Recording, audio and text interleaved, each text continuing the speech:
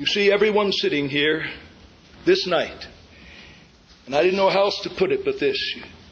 You are either a Romans 8:7 man, or you're a Romans 7:22 man. You're either a Romans 8:7 woman, or a Romans 7:22 woman. You're either a Romans 8:7 boy or girl, or a Romans 7:22 boy or girl. What do I mean by that? Look at Romans 8:7. The mind of the flesh, that is the prevailing disposition of everyone who is a stranger to the regenerating work of God, whose heart has never been transformed by the grace of God, who has never been brought into union with Christ. The mind of the flesh is what? Enmity against God. Everyone by nature is God's enemy. He doesn't want God to be God. He wants to be God. Everyone, boy, girl, man, woman, black, white, yellow, green, it matters not. We are born with a disposition that is one massive clenched fist in the face of God. I'll do what I want to do. I'll run my life. I'm worthy to serve myself by my own rules. Carnal mind is enmity against God. Now notice how this manifests itself. For, here's the proof positive, it is not subject to the law of God. It's enmity itself. It is insubordinate to the law of God. It sees God's thou shalt and thou shalt not. And when it begins to understand the extent of them, it says, if God says thou shalt not, I will. If God says thou shalt, I won't. If for no other reason, then God makes the prohibition or God gives the command. The carnal mind is enmity against God. It is not subject to the law of God, neither indeed can it be. There's total depravity, enmity against God.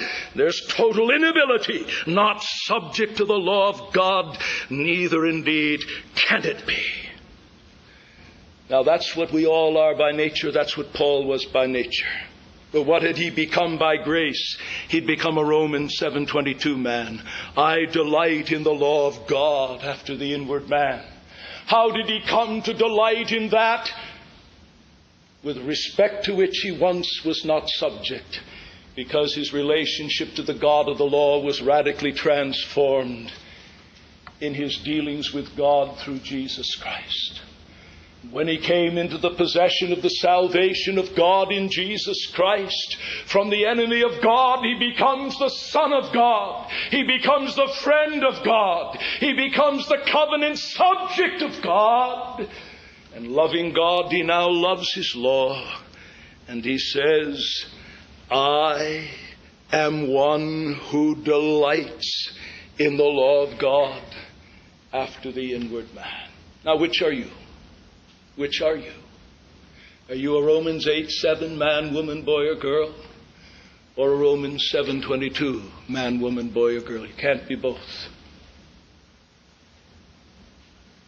Yes, you may have to say with Paul, I see another law warring against the law of my mind. But at least you can say, I know what the prevailing bent of my mind, the disposition of my soul is. It is an honest, sincere desire to be conformed in the totality of my being to God's holy law from the inside out. And though I mourn and grieve and at times must cry, wretched man that I am, I fall so far short of what I know I ought to be as delineated by the law, what I desire to be as determined by my renewed being. I can honestly say I still delight and I still desire, in spite of the battle, in spite of the warfare. You see, Paul knew nothing of this warfare before he was a Christian. He looked at the law like, as we saw this morning, people would have looked at that Rembrandt, all covered with soot and grease and dark and varnish. And all you see is a few little outlines of external behavior. And as long as your life matches up to that, you pat yourself in the back and say, I believe in Jesus. Everything's well. I live a decent life. If I die, I'll go to heaven. No, no, my friend. No, no. If you don't know the struggle of the latter part of Romans 7, you've never been slain by the law. Your native enmity has never been discovered, let alone subdued. It's lying there beneath the surface of your own consciousness. You congratulate yourself, as Paul did. May God have mercy on you and bring you to the place where you see. And if God is pleased to use the preaching of the law in these coming weeks, we shall bless Him for all eternity, that you too would have to say with Paul, I was alive apart from the law once. I thought all was well. My life was reasonably respectable, and I was orthodox in my opinions, and there was enough of Christ to make me feel comfortable. But there was nothing of what we've read tonight. Sin exceedingly sinful, if it were such to you. Where is your daily repentance? Where is at times your hourly repentance? Where is your brokenness over attitudes and thoughts and desires known only to you and God, when you're not even broken over deeds that your wife and your kids can see?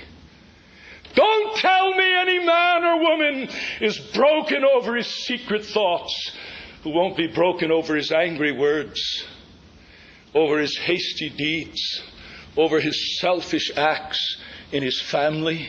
Don't tell me that man mourns in secret for his thoughts, who won't even mourn publicly for his open sins before his family.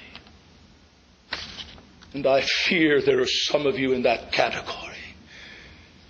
You children, with all of the props you have, from a godly home and Christian education, whether administered in the home or in a Christian school, and Sunday school and church, and associations with shared values. How easy it would be for you kids to be self-deceived, to think because you're respectable and nice and kind, in virtue of all of that pressure brought to bear upon you, all must be well.